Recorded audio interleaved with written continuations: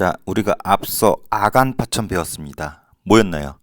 그 당시 왕이었던 고종이 러시아 공사관으로 도망친 사건이었죠. 왜 도망갔어요? 와이퍼였던 명성황후가 일본 깡패들에 의해서 칼에 찔려 죽임을 당하죠. 그래서 겁을 먹고 왕이 러시아 공사관으로 도망친 사건을 아간파천이라고 배웠습니다. 그래서 여기 첫 번째 건물이 아간파천 러시아 공사관 건물이었잖아요. 요 사진은 그 건물에서 고종과 아들이었던 순종이 바깥에 나와서 구경하는 모습이에요. 뭘 구경하고 있냐면 일본 애들. 이 러시아 공사관 앞으로 일본 애들이 대포랑 총칼로 무장하고서 왕이었던 고종한테 빨리 뛰쳐나오라고, 러시아 공사관에 나오라고 시위하는 모습입니다. 그래서 우리 고종이 살며시 쳐다보더니 주머니에서 뭘 꺼내죠. 뭘 꺼냈을까요? 가운데 손가락을 꺼내죠. 꺼지세요 하고. 왜 그랬냐면 러시아가 지켜주기 때문에. 근데 일본은 나오라고 으르렁대고. 한마디로 아간파천 이후에 우리 고종은 러시아의 보호를 받으면서 러시아랑 일본이 힘의 균형을 이루게 됩니다. 그 표현을 여기다 쓰는 거예요. 아간파천 이후에 러시아랑 일본이 균형을 이루고 있었다. 근데 쪽팔리는 일이야. 왕이 쪽팔리기에 러시아 공사관에서 그냥 팍큐 날리고 있단 말이야. 그래서 일본 애들 막 괴로워하는 모습을, 열받는 모습을 지켜보면서 웃고 있단 말이야. 쪽팔린 일이지, 한나라의 왕이. 그래서 왕이시여 돌아오시오, 쪽팔립니다 라고 했던 단체가 하나 있었어요. 독립협회입니다. 독립협회가 돌아올 것을 요구하는데 돌아왔을까? 돌아옵니다. 왕도 쪽팔린 거 알았나 봐. 그래서 왕이 환궁을 합니다. 궁궐로 돌아왔다는 뜻인데, 근데 어디로 돌아왔냐면 원래 궁궐이 경복궁이었거든요. 근데 경운궁으로 돌아옵니다. 지금의 이름은 덕수궁 들어봤죠? 덕수궁. 덕수궁으로 돌아오는데 왜 일로 왔냐면 경복궁이 요만하다면 경운궁은 요만해요. 그래서 면적이 적기 때문에 적은 군대로 방어하기가 쉽습니다. 그러니까 왕이 방어하기가 쉬우니까 경운궁으로 온 거고, 그리고 여차하면 여기 주변에 다른 나라 공사관들이 많이 있었거든. 여차하면 또 러시아 공사관으로 도망간 것처럼 도망가기 위해서 경운궁으로, 덕수궁으로 복귀를 합니다. 이것만 봐도 우리 고종이 겁을 많이 먹은 걸 알 수가 있겠죠.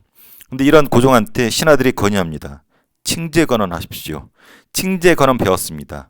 황제를 칭하고 연호를 제정하다, 이런 뜻이었죠. 황제는 각자의 연호가 있고 연호 1년, 연호 2년 이렇게 날짜를 따지는 기준이 된다 그랬었죠.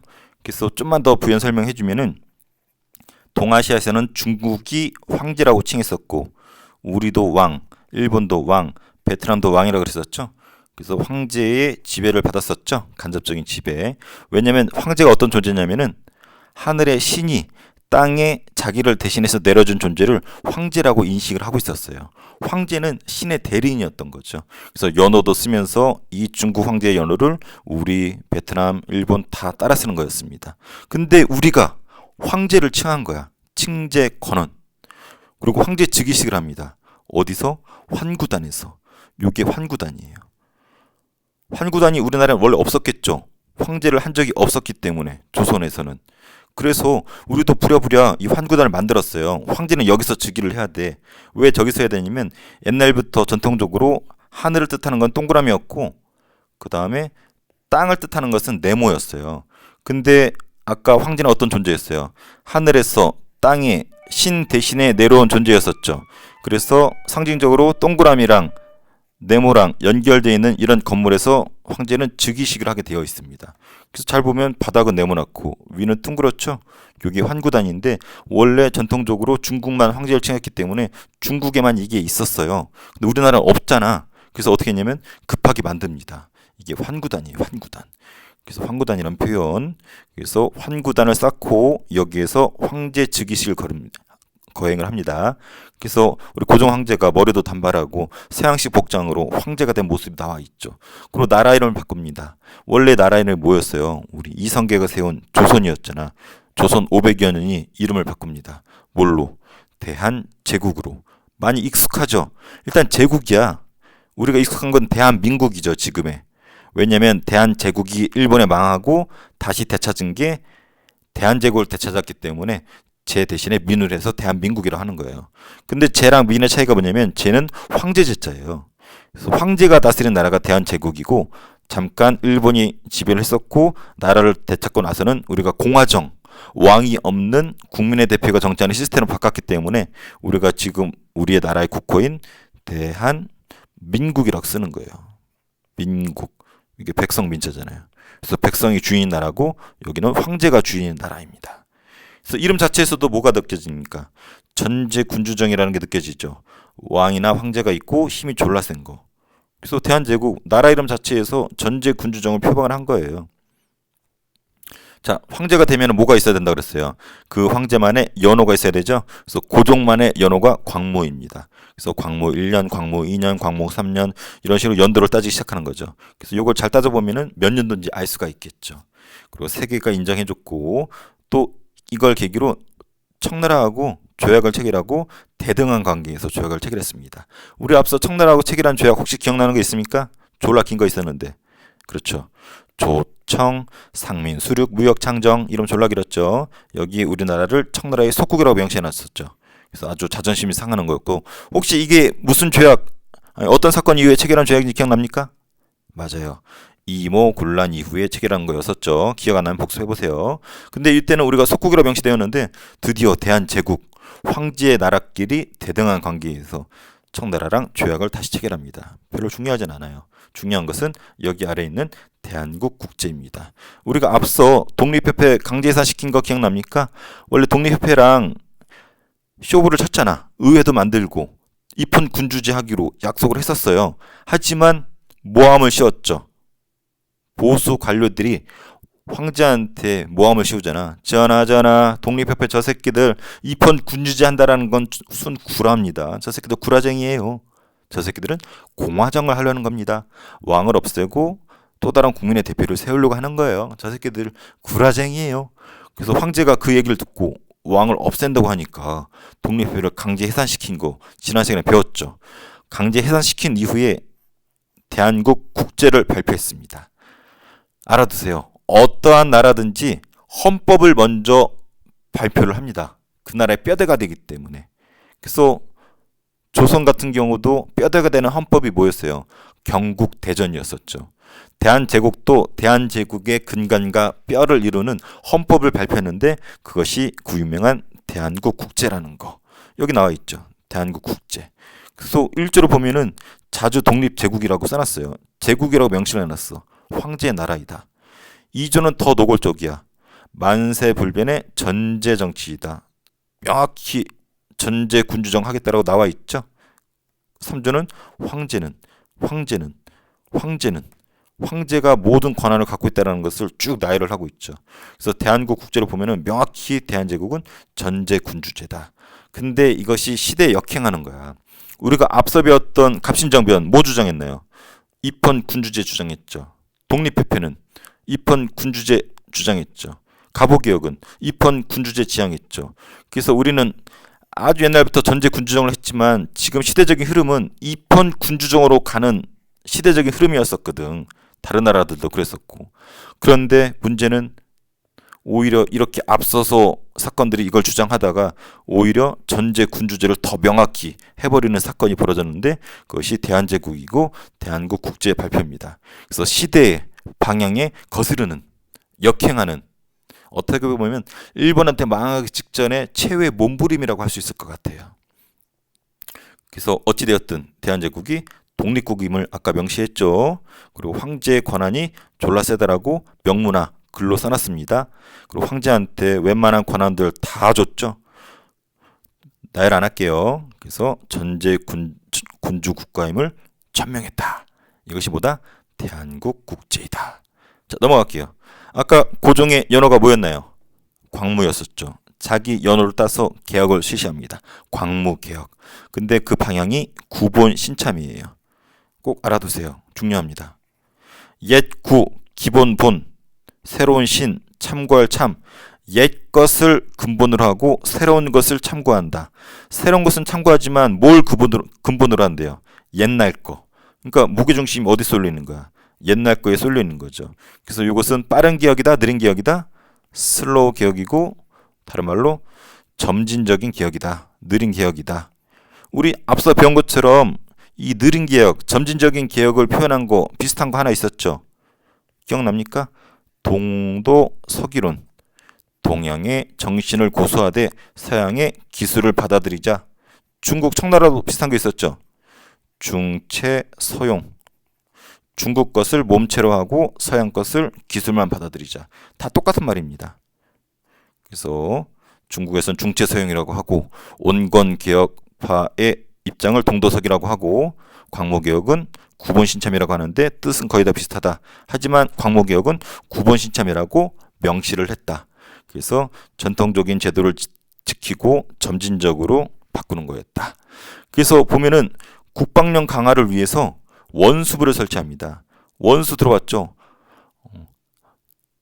이 원수 새끼야 이렇게도 하고 원수를 사랑하라 이런 말 하지만 이 원수는 그 원수가 아니에요. 이 원수 새끼야 이런 말 이 원수가 아닙니다. 이 원수는 나라 군대의 최고 우두머리를 원수라고 불러요.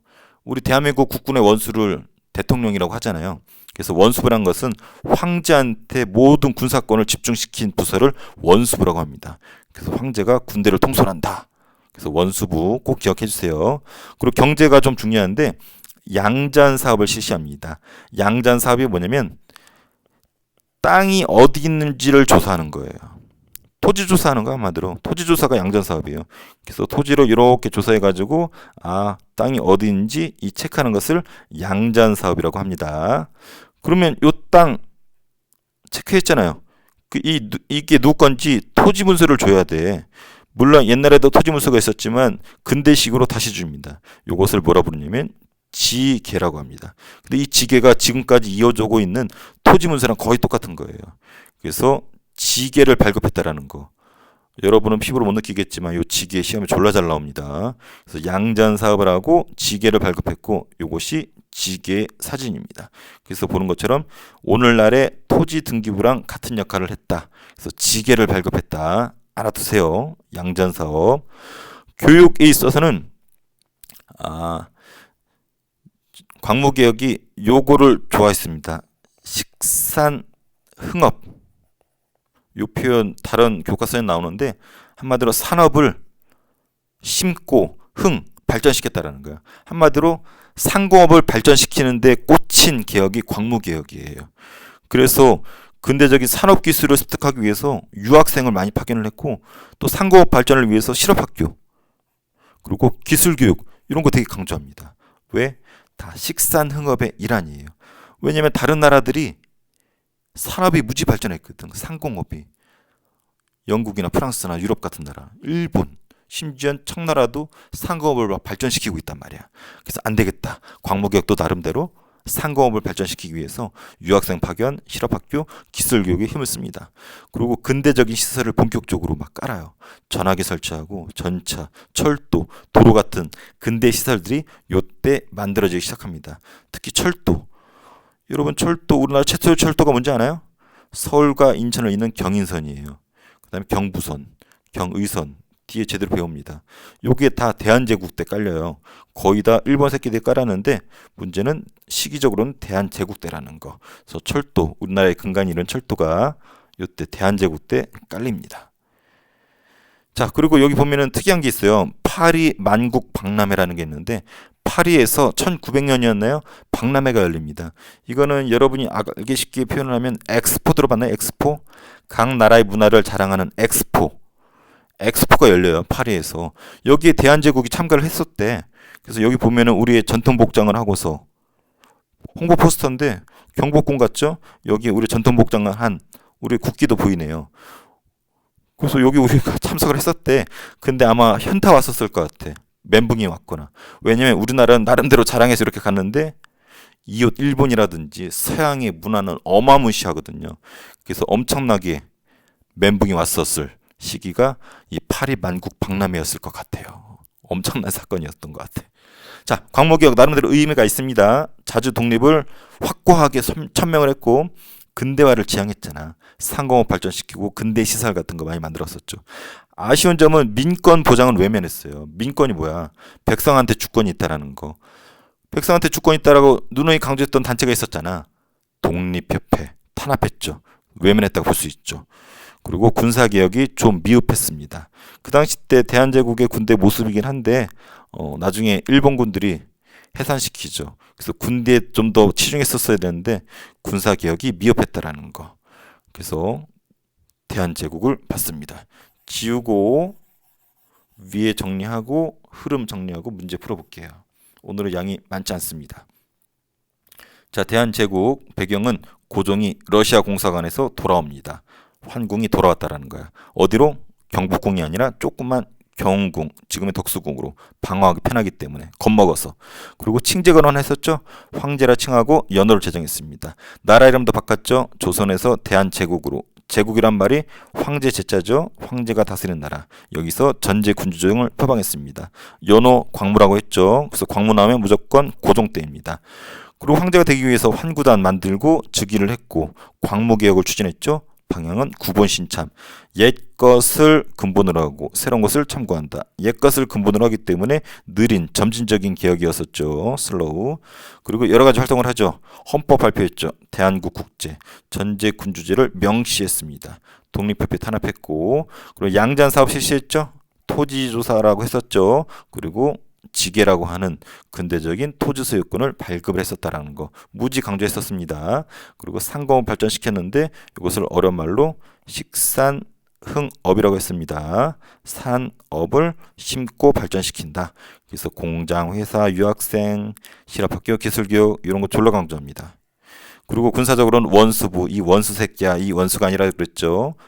국군의 최고 통수권자를 원수부라고 해서 황제한테 군권을 몰아주는 거라고 했었죠. 이 단어 잘 나옵니다. 그리고 근대적인 시설을 확충했고 특히 철도 같은 경우 아주 중요하다 그랬었죠. 이런 선들 뒤에 자세히 배웁니다. 우리나라의 근대적인 거 기초는 이때 많이 깔렸습니다.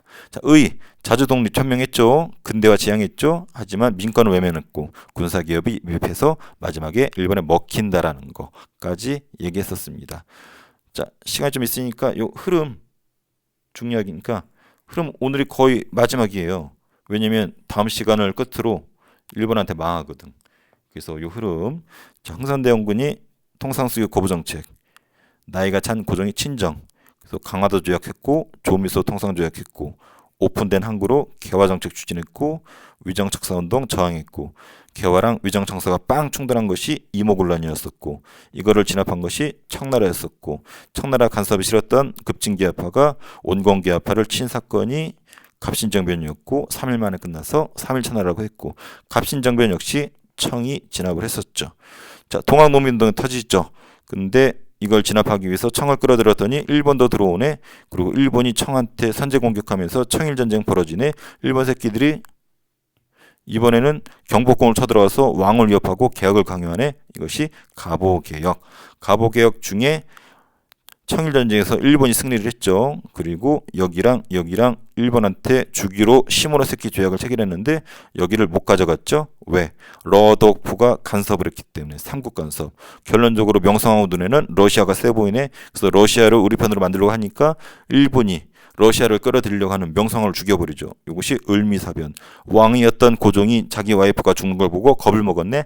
러시아 공사관으로 도망가죠. 아간부천. 근데 우리의 이권이 쪽쪽쪽 빨려나가죠. 그리고 왕이 쪽팔리게 다른 나라 공사관에서 손가락만 내밀고 앉아있죠. 독립협회가 외치죠. 전하 쪽팔립니다. 돌아오십시오. 해서 왕이 1년 만에 돌아오죠. 어디로? 덕수궁으로 혹은 경운궁으로. 그리고 나라를 바꿨으니 대한제국이고 마지막 몸부림 광무개혁을 하죠. 하지만 러일전쟁이 터지면서 다 수포로 돌아가고 러일전쟁을 시작으로 우리나라가 야금 일본한테 먹히면서 나라의 주권을 빼앗기는 시기가 되죠. 그래서 러일 전쟁부터 다음 시간에 할 거고 수진이 먹히진 않았겠죠. 일본한테 저항을 했는데 거기에 대한 저항. 그래서 먹히는 과정과 거기에 대한 저항 배울 것이 다음 시간에 할 부분입니다. 자, 문제 풀어볼게요. 자, 대한제국은 독립협회를 억압하고 황제권을 강화하였다. 맞죠? 독립협회 억압했죠. 공화정 한다라고 해가지고 없애버렸죠. 그리고 원수부를 설치했다. 대한제국은 맞죠? 국방력 강화를 위해서 황제한테 모든 권한을 몰아줬잖아. 특히 군사권은 원수부에 몰아줬습니다. 대한제국 시기 때 이런 것들 설치했다라고 얘기했었죠. 특히 철도가 중요하다고 했었죠. 그리고 대한제국은 뭘 반포해서 황제의 전제 정치를 강조했냐면 대한민국 국제였었죠. 헌법. 그리고 대한제국은 구본 신참의 원칙 아래 전통적인 제도를 바탕으로 점진적 개혁을 꿈꿨죠. 옛것을 근본으로 하고 새로운 것을 참고한다. 똑같은 단어 동도서기론, 중국의 중체서용. 자, 대한제국은 국가재정 확충을 위해서 지게를 발급했죠. 토지문서,